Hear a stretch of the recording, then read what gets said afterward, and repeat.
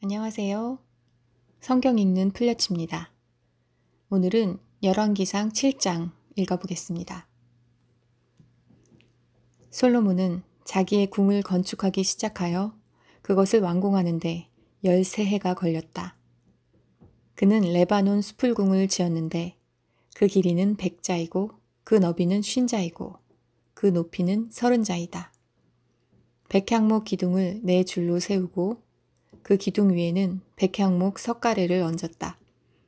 지붕에는 한 줄에 15개씩 모두 45개의 석가래를 대고 백향목 판자로 덮었다. 창틀은 3줄로 되어 있고 그 창문들은 3단으로 되어서 서로 마주보고 있었다. 문과 문설주는 모두 네모난 모양이고 창문은 창문끼리 3줄로 마주보고 있었다. 그는 기둥들을 나란히 세워 주랑을 만들었다. 그것은 길이가 50자이고 너비가 30자인 벽이 없는 복도였다. 주랑 앞에는 현관이 있고 현관 앞에 또 기둥들이 있고 그 기둥들 위에는 차양이 걸려 있었다. 또 그는 옥좌실 곧 재판정을 짓고 그 마루를 모두 백향목으로 깔았다. 자기가 있을 왕궁은 재판정 뒤에 있는 다른 뜰에 지었는데 그 건축 양식은 다른 건물들의 건축 양식과 서로 비슷하였다. 또 솔로몬은 이것과 같은 궁전을 그가 결혼하여 아내로 맞아들인 바로의 딸에게도 지어주었다. 왕궁을 포함한 모든 건물은 치수를 재어서 깎은 귀한 돌, 앞뒤를 톱으로 자른 값진 돌들로 지었는데 기초에서부터 갓돌까지 또 바깥은 물론이고 건물 안의 큰 뜰까지 다 그러한 재료를 써서 지었다. 기초를 놓을 때에도 값진 큰 돌들을 놓았는데 어떤 돌은 10자나 되고 어떤 돌은 8자나 되었다. 기초를 다진 다음에는 그 위에다가 치수를 재어서 잘 다듬은 값진 돌과 백향목으로 벽을 올렸다. 왕궁 뜰의 담이나 주님의 성전 안뜰의 담이나 성전의 어귀 현관의 담은 모두 잘 다듬은 돌 3켜와 두꺼운 백향목 판자 1켜를 놓아서 쌓았다.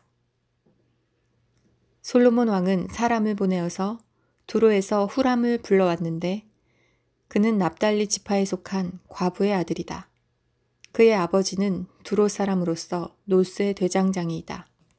그는 노쇠를 다루는 일에는 뛰어난 지혜와 기술과 전문 지식을 두루 갖춘 사람이었다.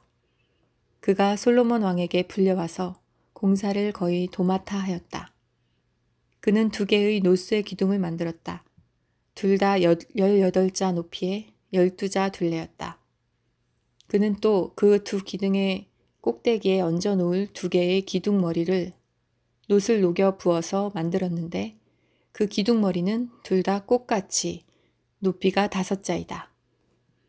기둥 꼭대기에 얹은 기둥머리를 장식하려고 바둑판 모양으로 얽은 그물과 사슬 모양의 고리를 각각 7개씩 만들었다. 이렇게 2 기둥을 만들고 나서 기둥 꼭대기에 얹은 기둥머리를 장식하였다. 놋쇠로 석류를 만들고 그물에다가 석류를 2줄로 늘어뜨려서 기둥머리를 장식하였다. 기둥 꼭대기에 얹은 기둥머리는 그 높이가 넉자이다. 나리꽃 모양으로 만들었는데 사슬 장식 위에 동그랗게 돌출된 부분에다가 얹었다. 기둥머리에는 놋쇠로 만든 석류 200개가 둥그렇게 열을 지어 있었다. 다른 기둥머리도 마찬가지였다. 후람은 이렇게 해서 만든 2 기둥을 성전의 현관에다가 세웠다.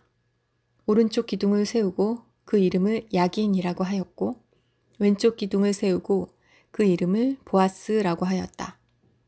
그 다음에 기둥들의 꼭대기에는 나리꽃 모양으로 만든 기둥머리를 얹었는데 이렇게 해서 후람은 기둥 세우는 일을 마쳤다.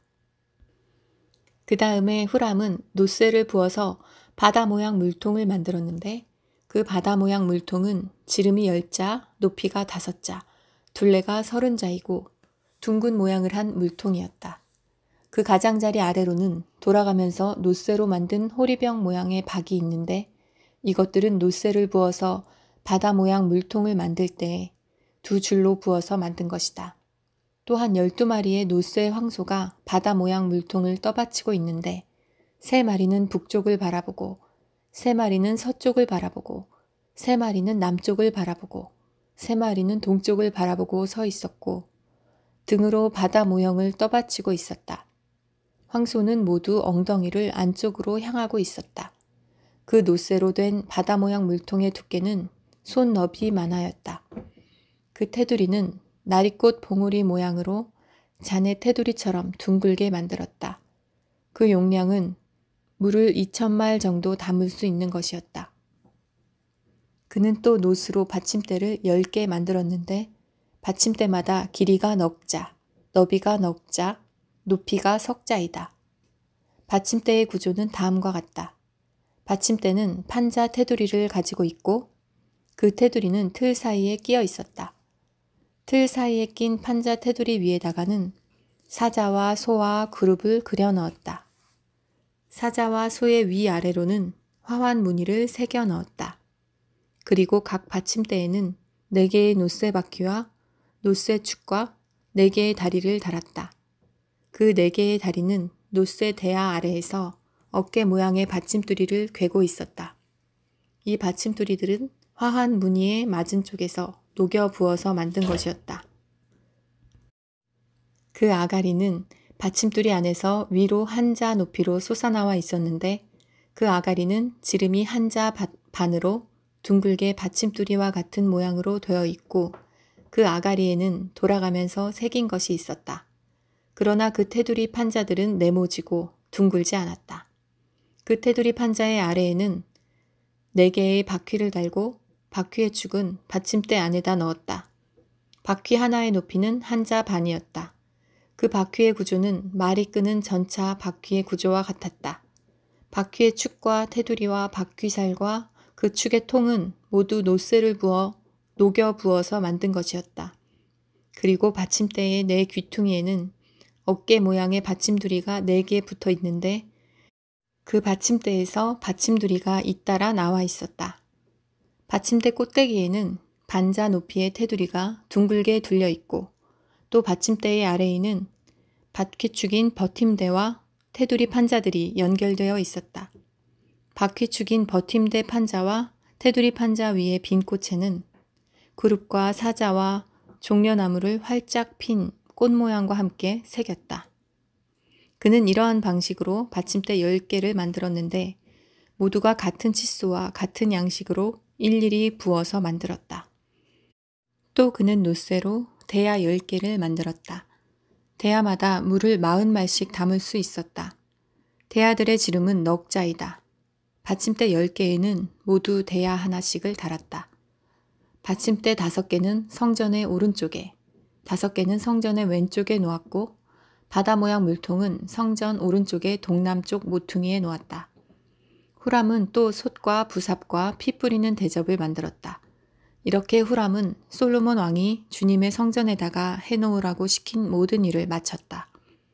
그가 만든 것들은 2 기둥과 그 2 기둥 꼭대기에 얹은 둥근 공 모양을 한 기둥머리 둘과 그 2 기둥 꼭대기에 있는 공 모양을 한 기둥머리에 씌운 그물 2개와 기둥 꼭대기에 있는 공 모양을 한 기둥머리에 씌운 각 그물에다가 2 줄로 장식한 석류 400개와 또 받침대 10개와 받침대 위에 놓을 대야 10개와 바다 모양 물통 1개와 그 바다 모양 물통 아래에 받쳐놓은 황소 모양 12개와 솥과 부삽과 피 뿌리는 대접들이다. 후람이 솔로몬 왕을 도와서 만든 주님의 성전의 이 모든 기구는 모두 광택나는 노쇠로 만든 것이다. 왕은 이 기구들을 숫꽃과 사르단 사이에 있는 요단 계곡에 진흙에 부어서 만들게 하였다. 이 기구들이 너무 많아서 솔로몬이 그 무게를 달지 못하였으므로 여기에 사용된 노쇠의 무게는 아무도 모른다.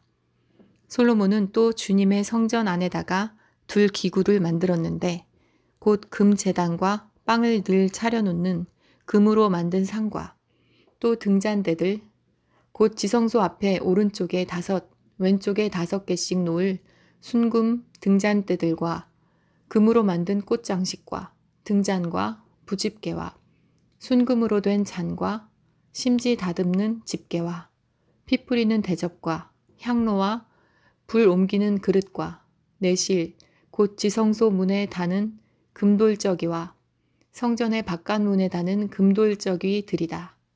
이렇게 해서 솔로몬 왕은 주님의 성전을 짓는 모든 일을 완성하였다. 솔로몬은 그의 아버지 다윗이 거룩하게 구별해서 바친 성물 곧 은과 금과 기구들을 가져다가 주님의 성전 창고에 넣었다. 아멘.